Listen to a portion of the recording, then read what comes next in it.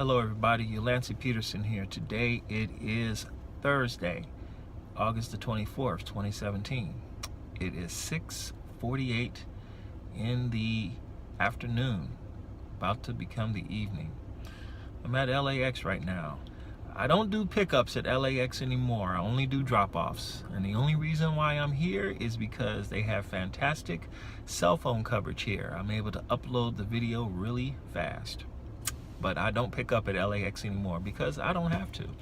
I love it. I do. All right. So as you know, Uber is in the middle of 180 days of change. So they have implemented quite a few things that are of immense value and benefit to the drivers.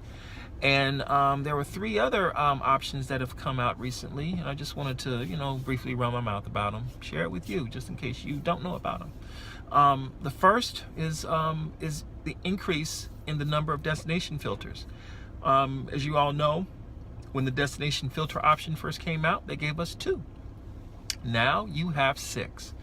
You can do a lot of stuff with the destination filter. If you're creative, you can actually plan it out. So if you have 6 trips a day at $50 a piece, you've just made $300. I think it's a pretty good thing to take advantage of, the destination filters. I like the destination filters. It has worked greatly for me the times I've needed it. And now that I have 6 instead of just 2, I'm going to really take advantage of it. It will help me be a more efficient and effective driver. So destination filters. As you all know, there is the no thanks button in the upper right hand corner, and now I know why that no thanks button was there. Uber has implemented the long trip notification. Long trip notification. That notification, you are notified of a trip when it is 45 minutes or longer in duration. I have had trips that have been 36 minutes, 42 minutes. I've even had one trip that was 44 minutes long. I did not receive that long trip notification.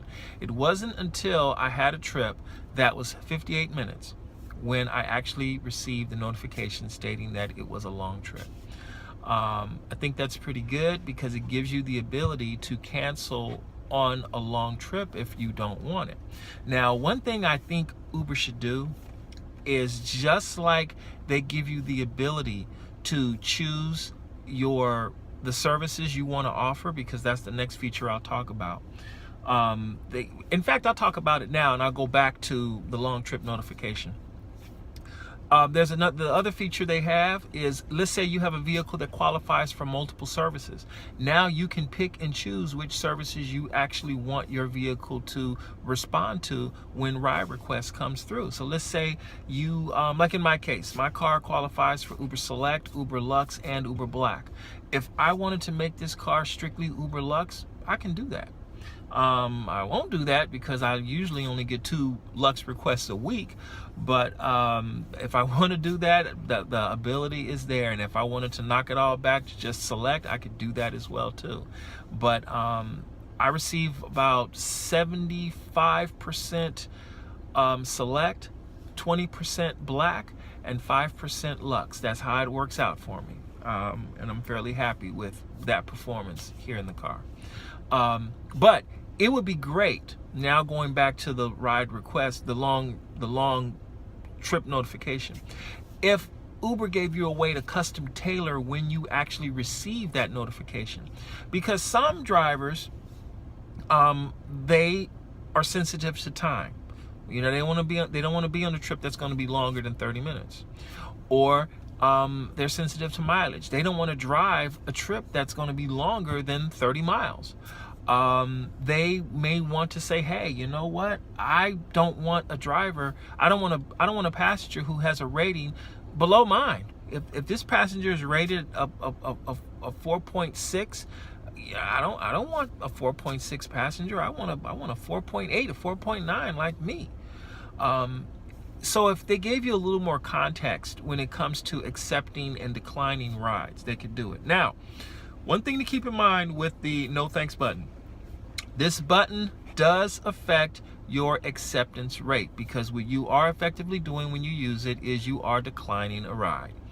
So now it does not affect your cancellation rate, and here's the reason why. Declining a ride is completely different than canceling a ride.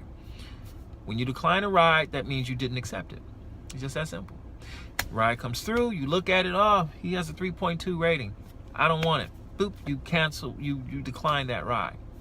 But let's say you accept the ride, and then you say, oh, this 3.2 person, my God, they're going to Santa Barbara. I don't want to be stuck with that person for 100 miles. Oh no, even though it's going to pay me, it's not going to be a good ride. I'm going to decline that ride. I'm going to cancel that ride. So, or you're waiting for that person who wants to go to Santa Barbara, and they take 10 minutes to come to your car, and you realize, you know what, this heathen ain't coming out. I got to cancel this and move on.